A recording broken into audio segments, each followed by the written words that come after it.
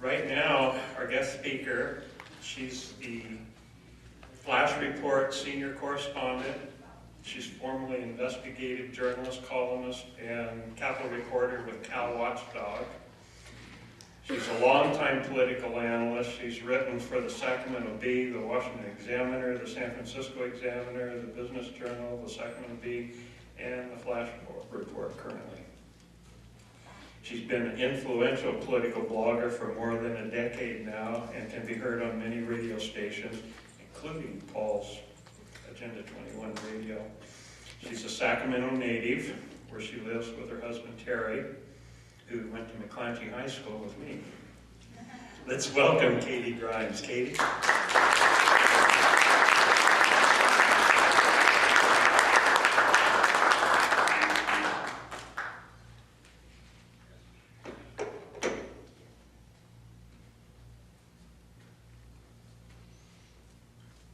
How's that?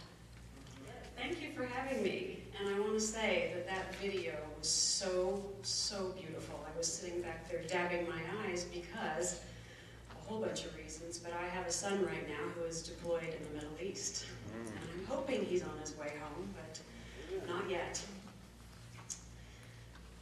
So I talked to Larry ahead of the event and said that we're going to talk about all kinds of interesting things tonight.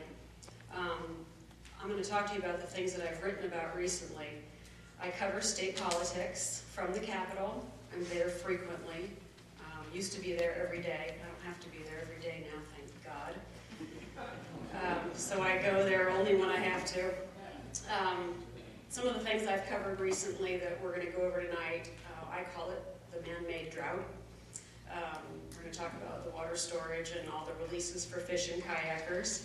We're going to talk about the California Air Resources Board, everybody's favorite subject, the cap-and-trade tax that's on transportation fuels, and of course we'll talk about taxes,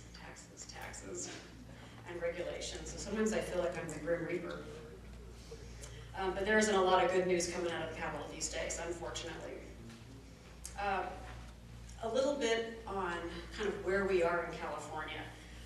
All of the California left wants to be excited about political change, yet the further left California goes, the worse the economy is, the worse the roads are, the worse the bridges and infrastructure is. The less water we have for 38 million people, the worse our schools are performing, the higher goes unemployment, and the bigger the welfare payments, and the more government grows. We are the entitlement state with the highest poverty rate in the entire country. A lot of people don't realize that. It's here in California. And that's what's become of the Golden State. California is not the bellwether of conventional wisdom anymore, or conservative wisdom anymore, for that matter. Once a state where the middle class reigned supreme here in California, the apotheosis of the American dream, and many of you remember when it was like that. California now has the wealth distribution and the political underpinnings of a third world country. In Silicon Valley, however, a group of super wealthy tech oligarchs have lives and live lives of almost unimaginable wealth, while only a few miles away, illegal immigrants live in squalor. And a growing political elite class live almost as richly, but do so on the public dole, those public servants you were mentioning, Larry, along with the help of wealthy campaign financiers. The oligarchs feel free, because they are so wealthy and even entitled, to choose the direction of society in the manner of a greater good, but somehow their policies only seem to make the oligarchs richer and more powerful. Meanwhile, once prosperous middle-class communities revolving around manufacturing and industries that have now closed or moved overseas either sink into poverty or become gentrified homes for the lower working class. We've seen that all up and down the state of California, particularly inland. The middle class itself, meanwhile, increasingly has become the worker labor class, with security vanishing and jobs moving downscale. These oligarchs we were talking about are assisted in their total control by what a great writer here in California named Joel Kotkin calls the clerisy class. He calls this clerisy class, it's a description of an amalgam of academics, media elites, and government employers who play the role that medieval clergy once played in legitimizing the powerful. This is the clerisy. And in implementing their policies while quelling resistance from the masses. That would be us. The clerisy isn't as rich as the oligarchs, but does really, really well for itself and is compensated by status, positions, allowing even greater position in public, and even its lower paid members, lower scale government members typically, feel superior to the common people, the masses, us. This clerisy doesn't even know people who work in industry or manufacturing. They never have to rub shoulders with these people. And that's what I find with people at the Capitol all the time. They live in a bubble and they never ever see outside of their bubble. And that's a lot of why we get the policies that we get. Because it doesn't have to work in competitive industries, this clerisy, these government elite, favor control through regulations, strict land use rules, and even stricter environmental regulations that only make things work worse for businesses, especially the small business community that traditionally sustained much of the middle class and even propelled some people to wealth. This has further hollowed out the middle class of the income distribution, but the lower classes who have been sustained by more and richer government handouts and by rhetoric from the clerical government class provide enough votes to keep this machine running, at least for a while, at least for now. So hold that thought. This is a real downer, I know. It will get better. This process has gone on very, very long in California, and it's done very well in California, unfortunately. But we're starting to see this well underway in America as well. And that's why when I talk to people who are planning on leaving California, I say it's everywhere. You might find another state temporarily that does better for you, but this is everywhere right now. Despite a booming stock market and several years of recovery that we keep hearing about, most Americans aren't doing well. In fact, only the top 10% saw their incomes rise between the year 2010 and 2013. So that's a very, very small percentage. This leads us into regulations. And a lot of these topics, I warn you, I mean, you guys pay attention, I know, but a lot of times when I'll say regulations, I see people's eyeballs rolling back in their heads. Regulations are pretty sneaky. And what people don't realize is this thicket of petty regulations that we endure help to keep the poor poor. Traffic fines hurt the poor more. Plastic bag taxes hurt the poor more. Parking tickets hurt the poor more. But all this money goes to provide the resources necessary for these municipal machines that support the jobs for this clerisy that we're talking about. Social workers, police, obviously some we need, but a lot we don't. And unfortunately, this happens even as they make it harder for the poor people to keep their heads above water, or to find the kind of work that would let them out of poverty. On a recent Sunday, my husband and I were going into downtown Sacramento for dinner. And it was a Sunday night. And yet the meter maids were out ticketing everything they possibly could as though it was a profitable Friday or Saturday night. And this is your clerisy at work. So that brings us into the man-made drought, because these regulations have something to do with this. Obviously, we know drought is a natural occurrence, particularly here in California. The lack of water, though, is due to decisions made in the 1970s by the even then very confused Governor Jerry Brown, who didn't want to build roads or dams or any infrastructure in the state. And here we are again. His father, Pat Brown, some of you may remember him, the governor at the time, managed to build lots of dams and roads, and I think he was the last one who did. But it appears that Jerry didn't like his father very much because he wants to undo much of what his father did for the people of California. 40 years later, we're still paying for the evil of Jerry in the first term, and it seems to be getting worse. A lot of us say that Jerry came back to finish off what he didn't kill off the first time. I call this lies my government told me about California's drought. While California's drought conditions are historically normal, we've all lived through many, many droughts, California's current drought is being billed by government and media as the driest period in the state's recorded rainfall history. Yeah, it is crap. Scientists who study the western United States long-term climate patterns say California has been significantly dry for significantly longer periods, more than 200 years at a shot. So if California's drought conditions are actually historically normal, and California's current drought is being billed as the driest period in the state's recorded history, why is the government breaking up hydroelectric dams, letting much-needed water rush to the sea for the coho salmon instead? That too. He said they're idiots. The human cost of overregulation is bleeding California businesses and middle-class families. In California, there's a perceived water war between North and South.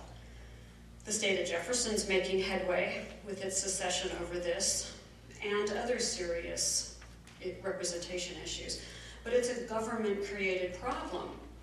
If the state of California didn't allow billions of gallons of fresh water to run to the Pacific Ocean every year for a few migrating fish, we wouldn't have a water shortage right now. So this water war that the North and South claim is not a water war between the North and South. It's a water war between radical environmentalism and the people. Most people think that the Colorado River is the largest river, but actually the Sacramento River is about 60% larger.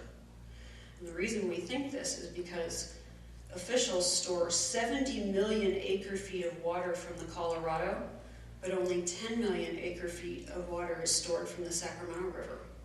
The rest is lost into the Pacific Ocean. And now we're tearing down perfectly good hydroelectric dams at the behest of radical environmentalists. Environmentalists actually call the 4 dams on the Klamath River fish-killing dams. The U.S. Department of Interior has been actively planning to destroy these 4 dams on the Klamath in the most northern part of California, ostensibly so that the salmon can swim another 180 miles upriver. The Klamath River flows from southern Oregon through the Cascade and Coast Mountain ranges to the Pacific coast. These dams not only provide water and flood protection, though, to thousands of family farmers and ranchers who live along the river, but they provide clean energy. Hydroelectric power is very, very clean. To about 70,000 residents in the area get electricity from this. And this is all despite a complete lack of science, of any scientific evidence that says that removal of the dams will help the fish. There's no science proving this, or that any legitimate study on the human impact of dam removal. The Department of Interior is moving forward to have the dams destroyed and the Klamath Basin restored. They even call their website, this Department of Interior, Water for Fish. They're not even subtle about it. Yes? How long ago was California before we put a moratorium on harvest and seals? It was 8,000. I was over 500,000. We eat anywhere from 5 to 100,000 fish a day. So you tell me where the fish are going. That's exactly it. The fish get eaten. Yep. This is the craziness of all this. So the phony science that is being used to support Klamath restoration projects rests entirely on coho salmon populations, which environmentalists claim is endangered. However, many say that the coho salmon isn't even indigenous to the area. All that aside, every year, 17,000 coho salmon return to the Klamath River. So I keep wondering, how do we have a problem with the coho salmon? But this is where the environmentalists have gotten away with another fast one. They say that these salmon can't be counted because, according to the Department of Interior, they're hatchery fish. Like that's not a real fish. One of my favorite congressmen, Tom McClintock, said, "It's like saying a baby born at home is more of a baby than one born in a hospital." That's the greatest line. It kind of put it in perspective for me. Clean, cheap, reliable hydroelectric power is the backbone of many rural communities that not only rely on affordable electricity, but water deliveries for irrigation and drinking. And that is what Tom McClintock has been trying to remind his pals in Congress. So I recently wrote a story called Fish or Food? Government credibility gone on drought restrictions. So while Governor Jerry Brown has issued record-breaking drought emergency executive orders to California residents to stop watering our little green lawns, I don't know how many of you have little green lawns, but I do. And I work hard to keep it green. And take shorter showers, or face a $500 fine. Other government agencies are draining the state's reservoirs and sending millions of gallons of precious water to the Pacific Ocean. And this is another issue with the water going to the ocean. A couple of weeks ago, and some of you probably heard about this, a federal fisheries agency ordered the California branch of the Bureau of Reclamation to release 15,000 acre feet of water, which is 4.8 million gallons of water, from the New Melones Dam, so 23 fish could swim to the Pacific Ocean. This order came right in the middle of our record-breaking drought, as the government is threatening people and farmers with fines for wasting water. And the environmentalists haven't been told they have to cut back as much as we do. So the Bureau of Reclamation ordered the South San Joaquin Irrigation Water District to release the water. And then the Bureau ordered the water district to do it again, a second time, for 6 fish. So we're up to 29 fish. Following the release of the first 15,000 acre feet of water, a fellow that I know, Jeff Shields, who's the manager of this South San Joaquin Water District, refused. I think he had enough.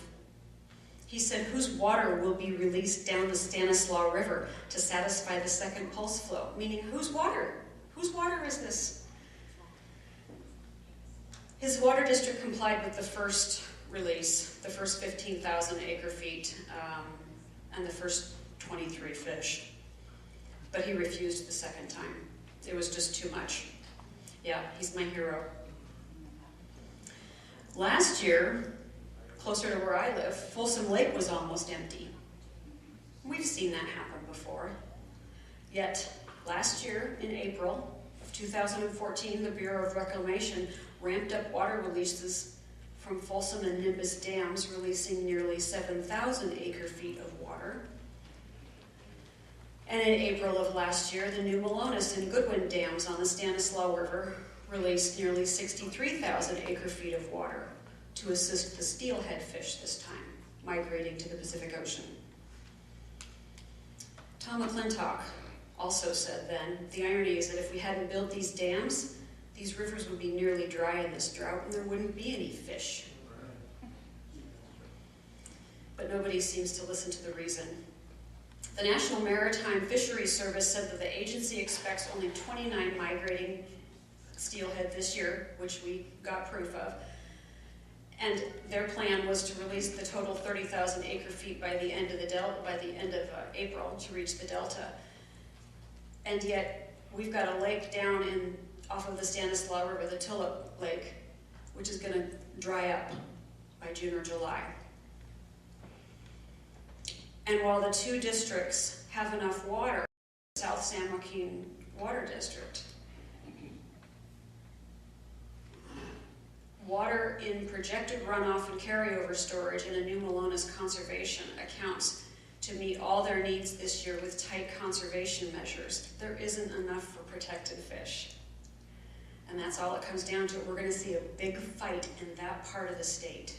So keep your eyes peeled. To avoid triggering an Environmental Species Act issue, the irrigation district imposed stiff water restrictions on people instead, capping farmers at 32 inches of water an acre. I'm not a farmer, but I know that's not good.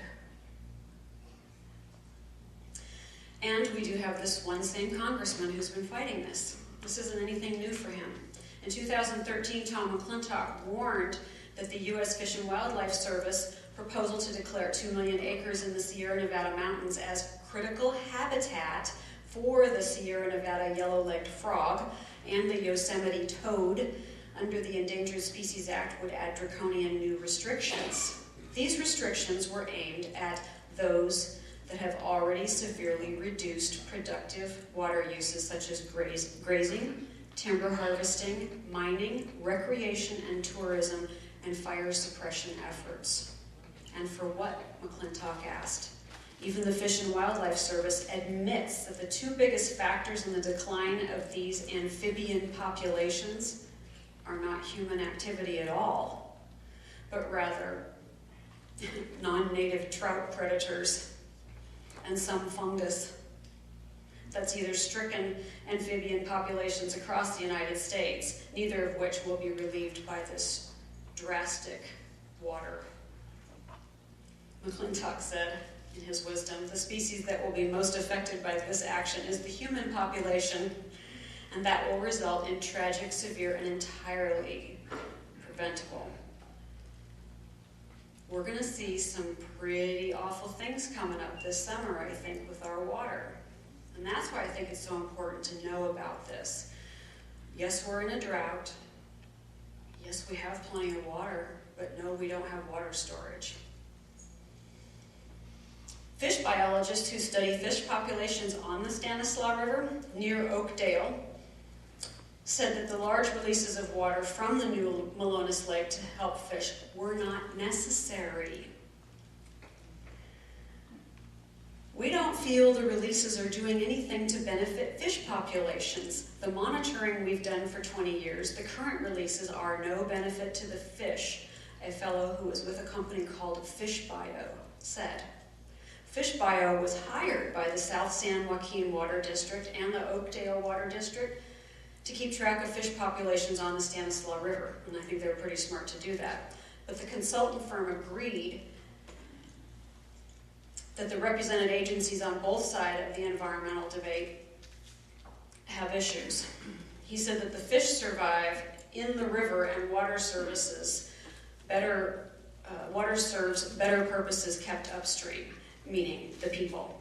He said certainly fish need water, but in the 4th year of unprecedented drought, we'd like to use the water as effectively and efficiently as possible.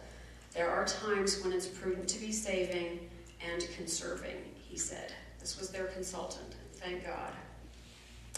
As McClintock reminds everybody, we cannot demand that our people scrimp and save and stretch and ration every drop of water in their parched homes while at the same time the government treats our remaining water supplies so recklessly, so irresponsibly, and so wastefully. This conduct utterly destroys the credibility of government demands for stringent conservation and sacrifice by our people, and it thoroughly undermines its moral authority to make these demands. I'd say Mr. McClintock is right. But government, by its very nature, is theft, taking from one and giving to another, while taking a cut for its own operation. California has decided that folks must live near their work, get out of their cars, but this is causing major disruptions in family life, our roads, and our freedom. So now we get into the regulating agencies. We've got a couple of real bad ones, and this is where the real corruption happens, by these unelected, appointed officials. And that's why I say voting matters. It matters who appoints these people.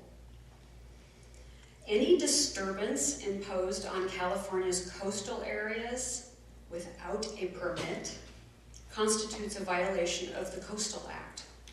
Some violations include sunbathing using a portable umbrella, even on your own property. That's in Newport Beach. Another violation is replacing rotten planks on a landing midway down a stairway to the beach on your own property, and obstructing the view of the coast in any way imaginable. The Coastal Commission is the biggest nanny California has, but while the agency may be dressed as a nanny, it behaves like a bully. It's one of the worst. The Coastal Commission was established in 1972 by voter initiative, sadly. Proposition 20, written by Peter Douglas, he's a darling of the left who became, lo and behold, the director of the Coastal Commission for more than 25 years, authorized the state of California to regulate development of the entire coastal zone.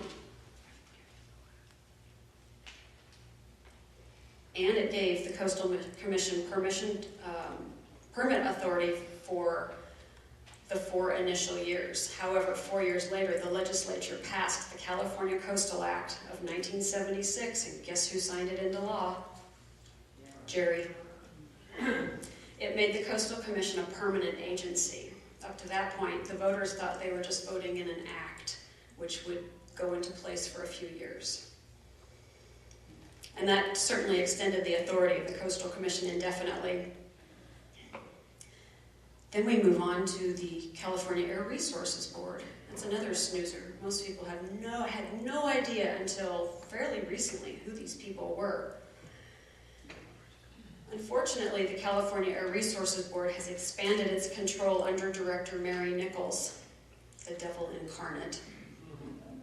From clean air goals to being the greenhouse gas emission police throughout the state. And I think Mary Nichols has her eye on the federal EPA. I think that's where she's headed next, if she gets her way. But since most people have no idea what greenhouse gas emissions are, the California Air Resources Board, they're able to do most of their work in secrecy. So this Mary Nichols is such a bad apple. She covered up fraud by one of her employees, a fellow named Hien Tran. And what turned out to be a mail-order PhD, Mr. Tran was found to have been lying about. He's the one that created the diesel regulations that are killing independent truckers and a lot of trucking industry. And even though the Air Resources Board and all the board members found out this was fraud, and it was totally fraudulent, and has been proven since then, the diesel regulations, to be completely, like 325% wrong, they passed the regulation anyway.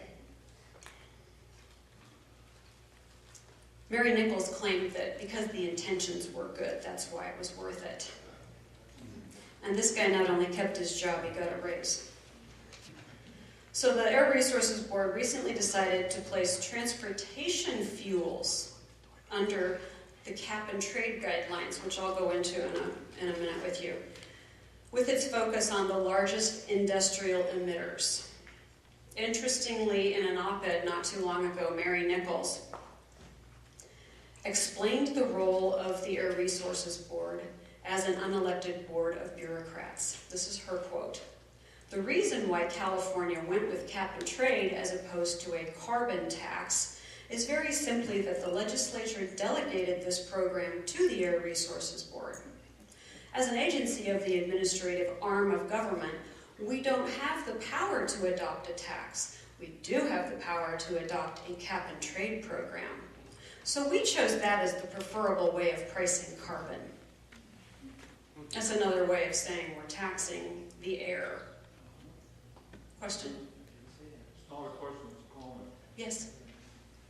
I have two 1992 trucks, Freightliner trucks. Okay, I can either, I signed up for the carb thing because now they're They're making people go out and get tractors, new tractors. It's a GDP thing. So it's like they say, man, we're just doing so good here in California that we're just all buying new stuff. Okay? Yes. I went into a junkyard. Can you give me a minute? Yeah, please. I went into a junkyard because I just had rebuilt the motor in one of these trucks. And here's all these tractors sitting there, late model international John Deere stuff sitting there. Here's all these expediter buses that they use a few months out of the year for the fire sitting there, and they're scrapping them.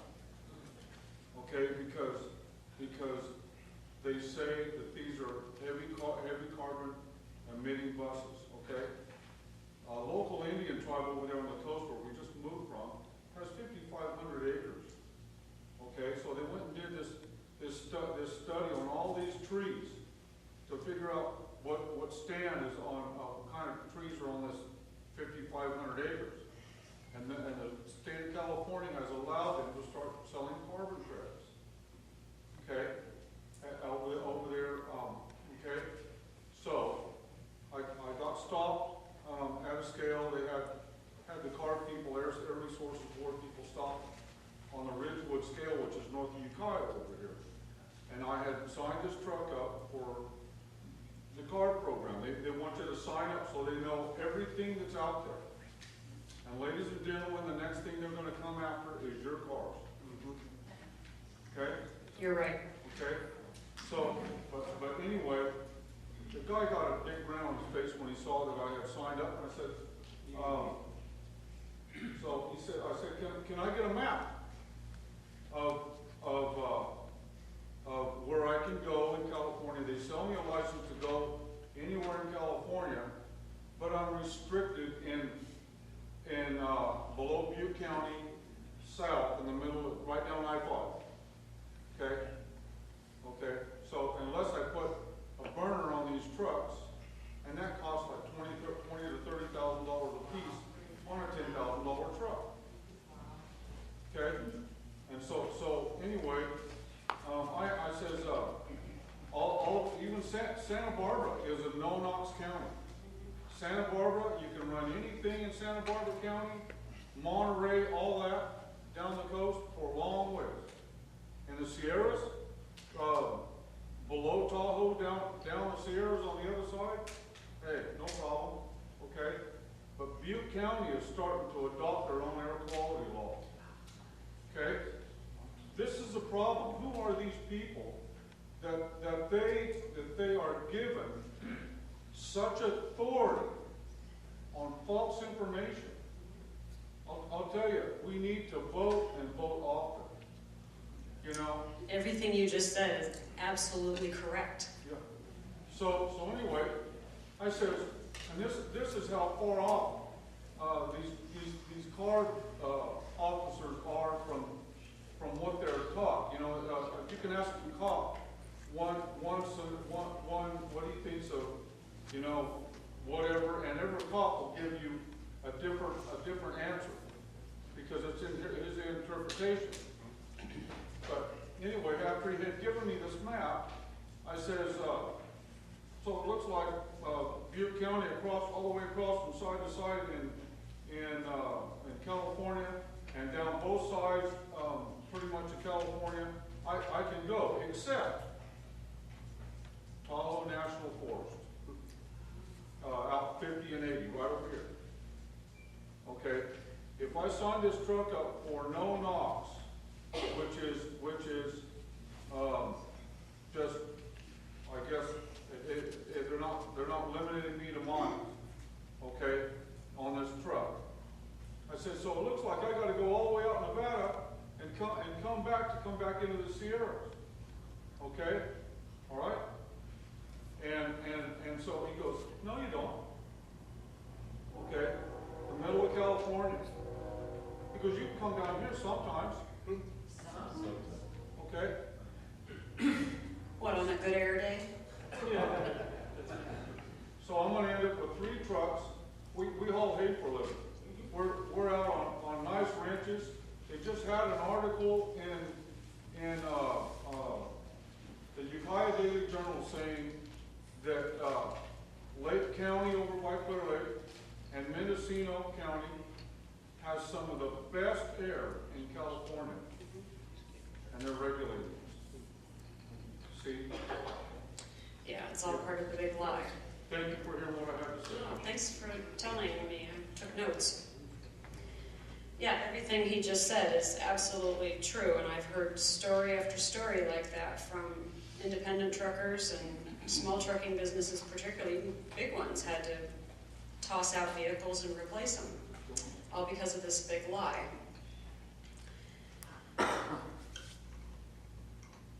There's so much more we could go. I don't even know if you want to continue talking about that. What's interesting is the Air Resources Board passed this transportation fuels tax, which it started January 1st. And what this is it's a fuel regulation. I call it a tax. Passed by this board of unelected, unaccountable bureaucrats. This regulation is significant because it's a very, very large tax increase, and it is being challenged in court, thankfully, by several of the taxpayer associations. But again, this is another one of those regulations that more dramatically impacts the poor and people on a fixed income. There were lawmakers who tried to get this tax delayed for another year, and actually last year it was a Democrat assemblyman from the Fresno area, so he's listening to his constituents. He tried to at least get it put off for 1 year, and our esteemed former Senate President Darrell Steinberg unilaterally just killed the bill without ever letting it have a hearing. So that one was done. Let me get into what is cap and trade. You've heard it tossed about a lot, and it falls under the AB 32, which you've also probably heard a lot about. So in December of 2010, the Air Resources Board created a cap and trade program to auction off carbon allowances to California businesses, forcing businesses deemed polluters, they decided who the polluters were, to pay billions of dollars just for the privilege of continuing to do business in California. The cap in cap and trade is the legal limit on the quantity of greenhouse gases a business can emit each year, and trade means that companies can swap or trade emission permits among each other. You can just imagine the game plan that'll go on there.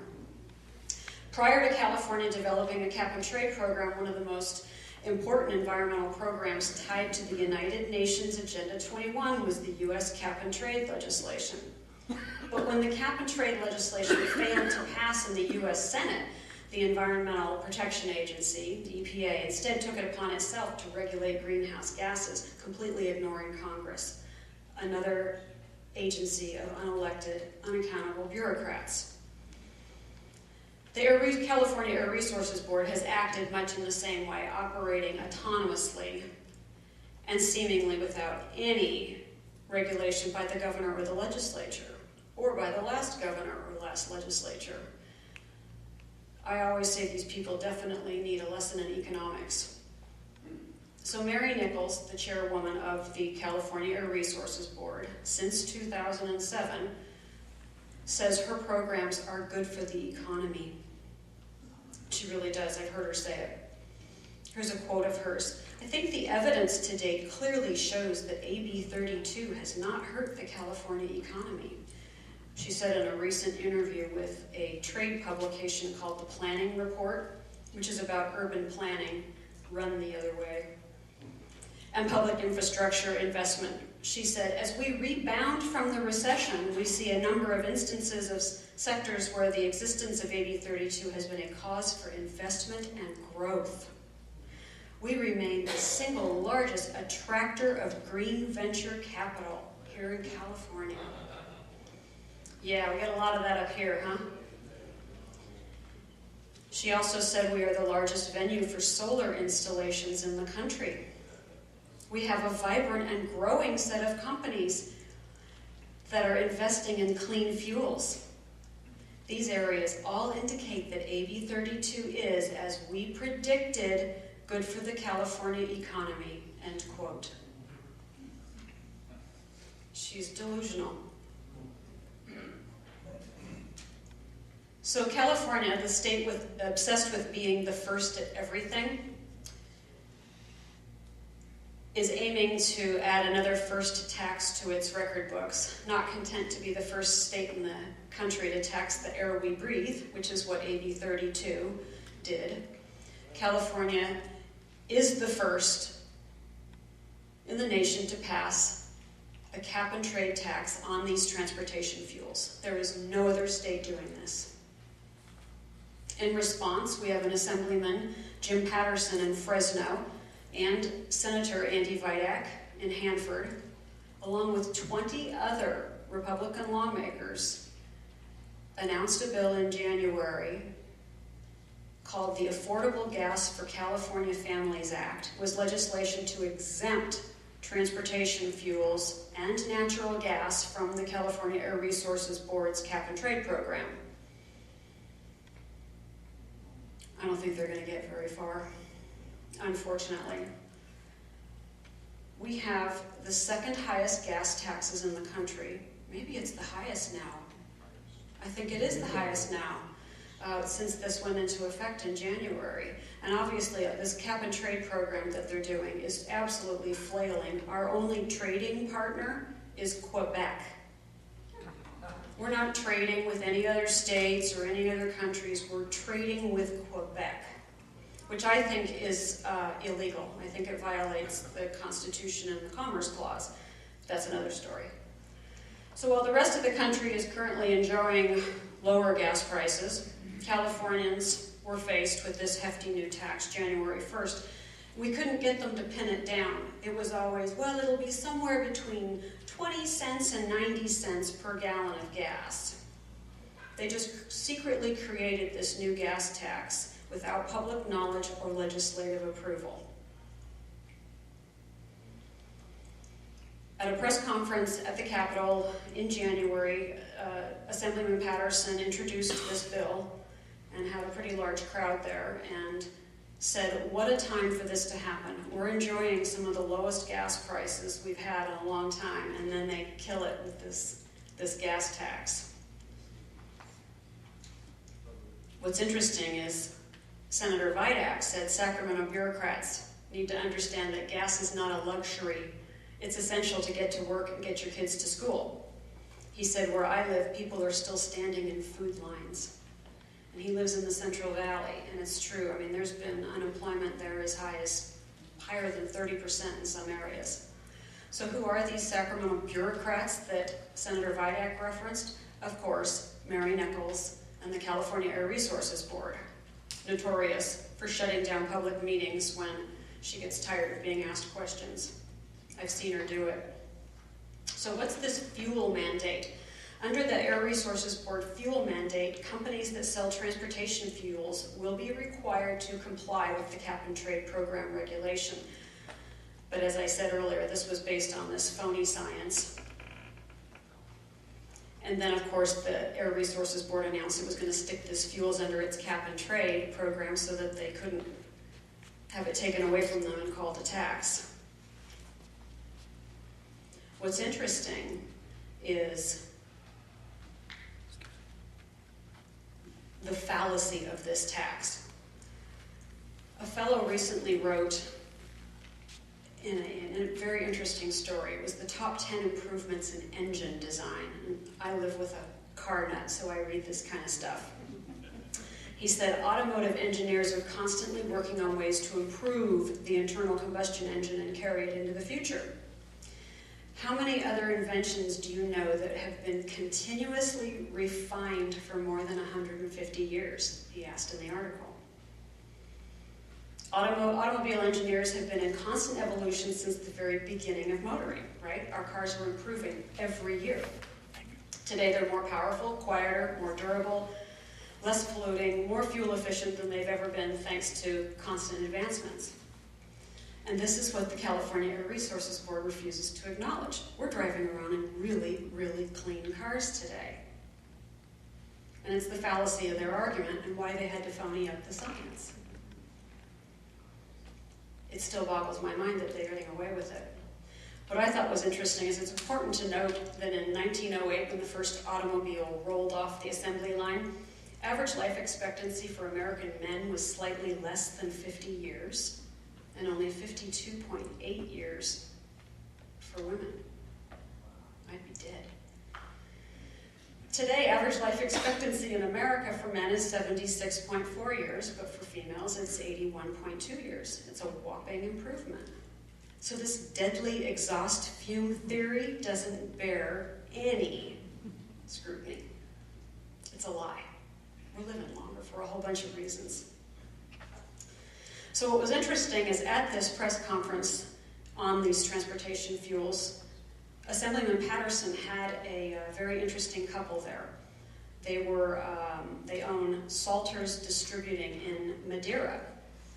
And he also had a legislative analyst for the Clovis Unified School District. It's a district of about 40,000 students. The couple who owned the distributing business said they distribute non-food products to grocery stores, convenience, hardware stores throughout California's Central Valley. They expect their $20,000 a month gas bill to climb immediately, $1,600 to $5,000 a month because of the gas tax. The fellow with the Clovis School District said that their budget is going to have to increase, or their budget actually didn't increase dramatically, but it's increasing dramatically on the gas prices or the gas expenses. $30,000 a month up to $140,000 a month. And who's paying for this? Taxpayers. He anticipated that their gas costs would go up to $185,000 a month by the year 2020 with this transportation fuel tax. And of course, the fellow with the school district said that this money could have gone to additional educational services for students, which we're always hearing we need more of. He actually broke it down and said it could have gone to 3,000 hours of after-school special needs tutoring and mentoring, 5 full-time bilingual instructors, and the purchase of more than 50,000 textbooks. I thought that was pretty dramatic. Instead, this money is going to go to the government.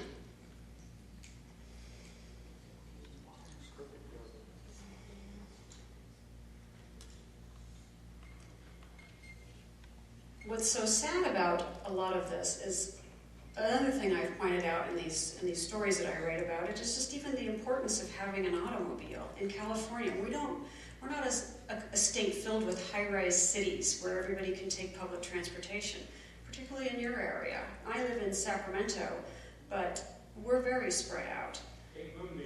Yeah, in his Plymouth. So obviously having your own car means freedom, it means independence. And we know that the automobile has played a crucial role in economic, social, and political progress since that first car rolled off the assembly line. But unfortunately, the people who work in state government don't agree with us. And that's why they continue to pass these kinds of devastating regulations. I've heard urban planners admit they are trying to force us out of our cars. You probably have too then. What's interesting is it took something as big as the Western States Petroleum Association, which is a huge, huge association, and they have a lot of lobbying power. They commissioned a report. And they did it on the Air Resources Board's three-year-old cap-and-trade program at the time. So the report identified a series of major design flaws that make cap-and-trade program vulnerable to market meltdowns, which is pretty scary. And the report did offer solutions to possibly mitigate impacts. Past experience demonstrates the importance of proper design, the author of the report said, and a carbon markets expert. That's why it was important to talk to this guy. Market design flaws can result and have resulted in catastrophic implications for environmental markets around the globe. That's why other countries have shut them down. It's why we're not trading with anybody other than Quebec. Few industries face the breadth of public policy issues the petroleum industry faces, from issues that impact the costs and availability of fuel for everyone, to domestic oil production and energy independence, to our ability to transport that essential source of energy on rail cars and other time-tested means of transport. Climate change policies will impact everyone, they warned, and they continue to warn. Families, individuals, as you just said, they're coming for us. Communities, companies. And far too many of them have been left entirely out of the discussion. And that's the other problem. These unelected, unaccountable bureaucrats hold these meetings in private, and their public meetings are a farce.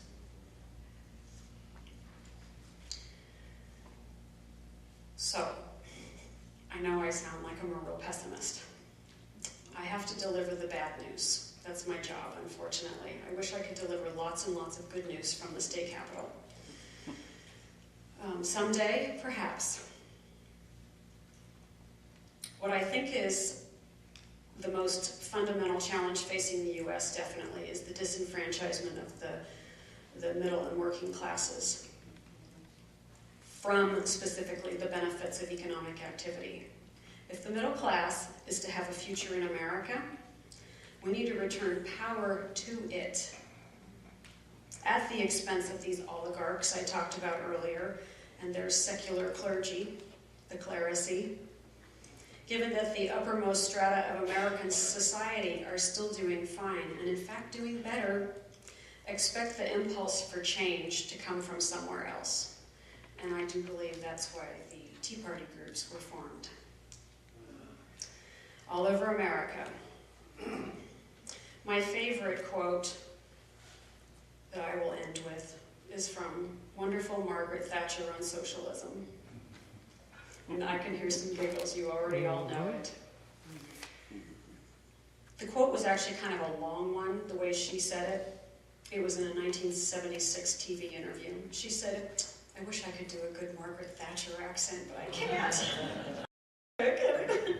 She said, "I would much prefer to bring socialists down as soon as possible. I think they've made the biggest financial mess that any government's ever made in this country for a very long time, and socialist governments traditionally do make a financial mess. They always run out of other people's money. It's quite a characteristic of them. They then start to nationalize everything. And people just do not like more and more nationalization. And they're now trying to control everything by other means. They're progressively reducing the choice available to ordinary people. Look at the trouble now we're having with choice of schools." This is 1976. Of course parents want a say in the kind of education their children have. We're here today in the same place in the US, and Margaret Thatcher warned us, that's for sure. The problem with socialism that you eventually run out of other people's money. And I would love to take any questions you all have.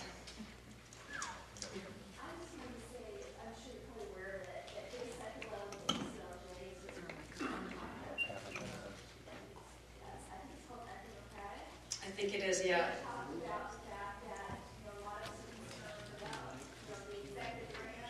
Right. Yeah, the unelected, unaccountable bureaucrats. They are.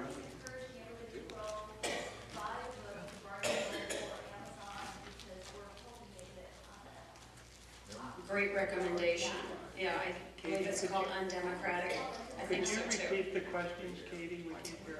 This was more of just a comment that Jay Sekulow with the ACLJ, I can never remember what it stands for.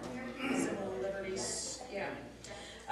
Very, very great group. And Jay Sekulow, you've probably seen him interviewed on some of the Fox News shows.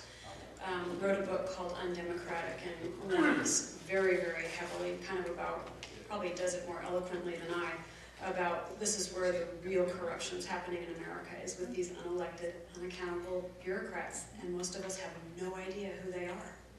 And so he's pressing on to have people go get the book Yes. so that it gets on the top bestseller list, more people will go buy it. Right. That aren't. And it's a roadmap to how, exactly, spreading the truth, exactly. Yeah, question? Sure, yeah. I'll clean them up and ship them to. I know, yeah, that's why I have to have them in front of me. I can remember kind of the overview, but the numbers, they're mind-boggling. Oh, you're welcome. Question? On the water issue, you heard about Santa Rosa? No.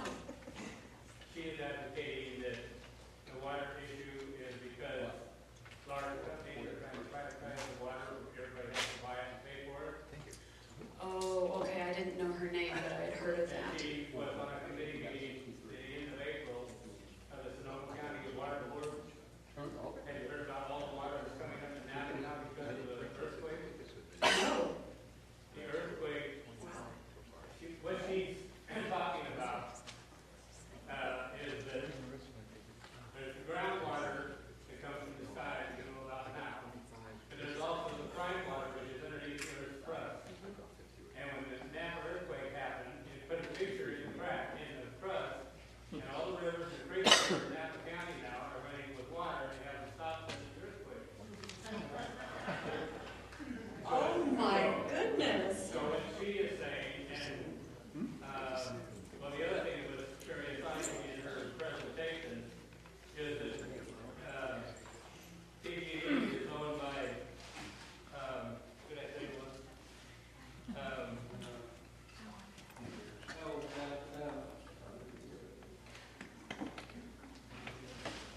Back in early Kennedy days, anyway, PG&E is owned by, got his name. But anyway, they have bought all the water rights to the Record River. Yeah, the Jewish guy that, you probably know, Paul. The other one was Rock Cut. That's what happens when you get older.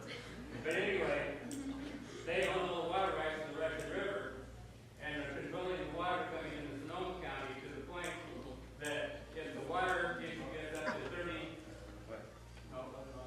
gets up to 30 points that they're requiring us to hold back on, that they're not going to allow people to put in gardens and grow their own food in the backyard in Santa Rosa and Sonoma County. See, we're going to see a lot of that this summer. If you go on the website, if Sure. anybody is interested, go to Water Lake. War Water Lake is one of them. But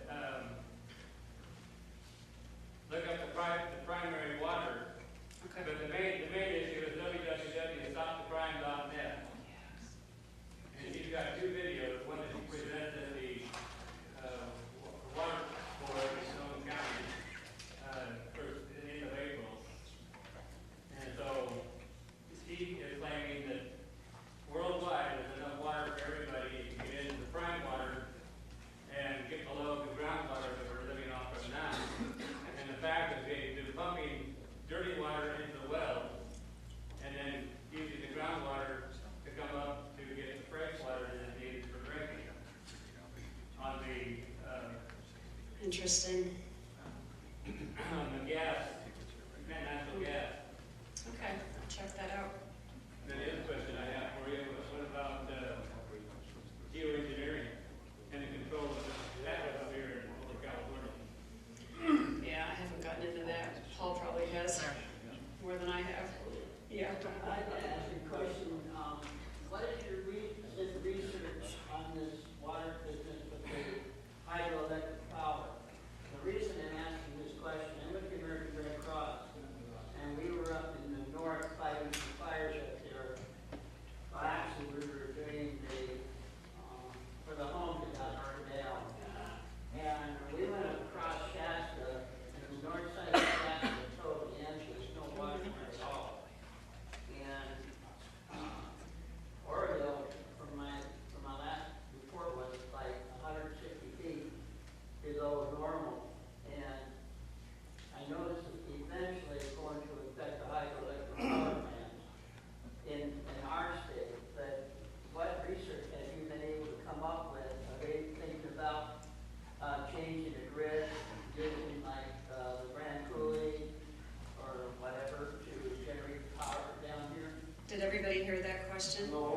to know with Shasta and Oroville and, you know, any research I've done on the hydroelectric dams up north, are they thinking of, because Shasta's practically empty. I mean, it's really low, I know. Are they, the state water people, going to change the grids? And I haven't heard a thing. They're not sharing with the public what their plan is or what they're thinking about doing. And oh, yeah.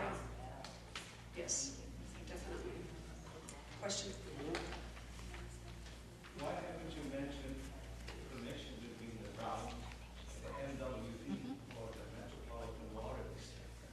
Oh, the Browns have connections to so many things. The New Hollands, I know. I've written about other Brown connections, but yeah, I'll direct you to what I've written.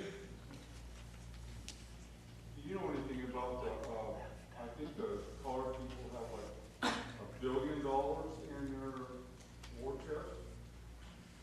Oh, this is where it gets so ugly. The card people have who knows how much they have right now. With the money that they're getting from these cap and trade auctions, I did a huge investigation on it. They opened up a corporation, a privately held corporation in Delaware. Not California, they opened it up in Delaware, which is, you might as well have an offshore account, and that's where all the money's going. Yeah, it's so illegal. I've actually got a law firm working with me looking into this. But yeah. This is your state government, these unelected, unaccountable bureaucrats. Yeah, I have a friend that works in the sandblasting business. They sell sandblasters, so and he's telling, he didn't realize, you guys know about the carb dip through the thing, he just talk about the carb industry. They have to pay a tax and put a sticker on the sandblasters. That's just extra money they're getting for a sticker.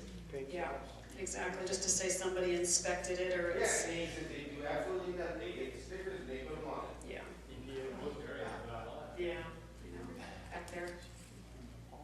You talk about the tunnels. Brown made the comment, shut up. Yeah, he sure did. Please, I'd like to know, what's the purpose of the tunnels? Why does Brown want them? Is there another way of getting around the problem without spending all of this money? Yes, and yes. She asked about the Delta tunnels, and there's a lot of smart people, smarter than me, poking holes in the Delta Tunnels project. I mean, What's the purpose? To get water from north to come yes, south? it's to get water to the south. So how, if you don't have a tunnel, how's the water going to come down? Goes from Folsom to Grand Basin, in the river now. It's for the unions. It's, yeah, the tunnels is, I think, one of the most ill-conceived projects, but I know how these things happen. It always in a closed room, never in a public hearing. Some, UC Davis professor or something probably thought this one up, took it to someone who knew the governor, and that's probably the extent of how this thing happened. How do you get the water? Katie, I wanted to maybe you can touch on what's going on with Jerry Brown and seeking higher authority, if you will, with that in other states. Because of the water treatment from the ocean. Regional, wrote two articles about it. There's not enough water. What? The memos that you got from Mike Horn from that east about what Jerry Brown was trying to do. Oh yeah, the governor's office. Paul was asking, I wrote a couple of articles a couple months ago. Some of us, obtained copies of emails between Jerry Brown's office, remember the disgraced Oregon governor and his scandal? Between his office and then folks in Quebec also. It was just this giant scheme on their climate change scheme, and they were plotting and planning. It's just more opportunities to extract revenue. I mean, that's all it is, and it's always, because most of us don't know what they're talking about. What's a greenhouse gas? What's the yellow toad of Yosemite? I mean, we don't know what they're talking about. We don't know if it's really an endangered species or if the air really is bad. So anyway, it was exposed and kind of shut down. Nobody other than the Oregon governor was in any trouble. One of the things I wanted to bring out, though, and what you pointed out in the article, and I talked about extensively on the show, was what he was attempting to do was establish a loose network, a regionalism network between states. States on the West Coast, which would include California, Oregon, and Washington, and get into some other, I think he was trying to search out 5 more. Yeah, they had approached some other They states. approached some other ones. And what they were attempting to do was establish a regionalism zone that would just supersede everything within the states. And that would open it up for the carb trading. That's what they were attempting to do. I think, Katy, I think your articles kind of blew the whole thing on that. And quite frankly, from what I'm hearing, it's really at a standstill right now. So that's Yeah, I think it is at a standstill, knock on wood.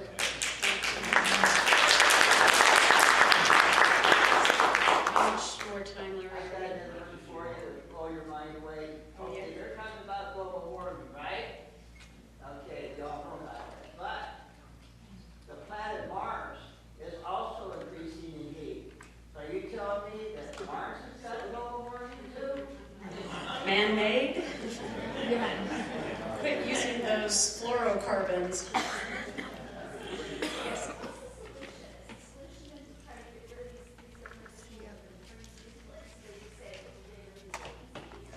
Yeah, it's she asked what the solution is, and that's the hard part. It's what you're doing. You're paying attention. You vote. You scream and yell loudly. You join others at the Capitol fighting for things. We're seeing that right now with this vaccine bill. You would not believe there's like 10,000 people who've gotten together, and they are going to make it really hard on the Capitol to pass this mandatory vaccine bill. And what's interesting is it's not the only vaccine bill, not the one for children. They're trying to make a mandatory adult vaccine bill also. So I mean, there's just absolute insanity going on. So you're doing it. But this is why I almost sound glib when I say this is why you have to vote. And in the last really when Jerry Brown was trying to get back into the governor's office is when I told people, look, at this point, hold your nose and vote for Meg Whitman, even if she's not your perfect candidate, because she's got the power of appointment. And she would have gotten rid of Mary Nichols and the creep of the EPA and the Caltrans guy. All of them would have been gone. And that is really what we have to pin our hopes on for this kind of change. In the back? Well, one of the solutions is to get the legislature to take back control so that they don't give over the control to the Air Resources. Yeah, no kidding. Yeah, the legislature's not doing their job. They've got to take over to take back the control. And this is what happens when the Democrats are in charge, I'm afraid. The rule of law is lost. Okay, in the back there. Yeah, I think the best solution to remedy the problem is if you don't believe in it, don't comply with it. That's right. Just don't do I it. like that. Apply in large numbers, it will Yes. have an effect. Yeah, that gets attention too, but you're right, it has to be large numbers. Yeah. Yeah. Along with that kids offer thing you were talking about, to get the Capitol Press, and I got to urge anybody that don't get the Capitol Press newspaper, it's very, very agricultural, it's very anti-EPA, anti-big government, anti-everything. And it's a really great newspaper. But what the blessings about this Kitzhofer thing was that he tried to adopt that cap and trade thing, and then the farmers and stuff out on the east side of Oregon, they all banded together, as many of them as possible, and said no, and they wouldn't let him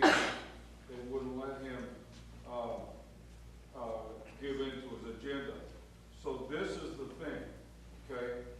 I asked a friend of mine, I said, so back in the 80s, they took all the tractors and went to Sacramento, okay? Okay? And so I called Jerry Brown's office and I said, so what's it going to take?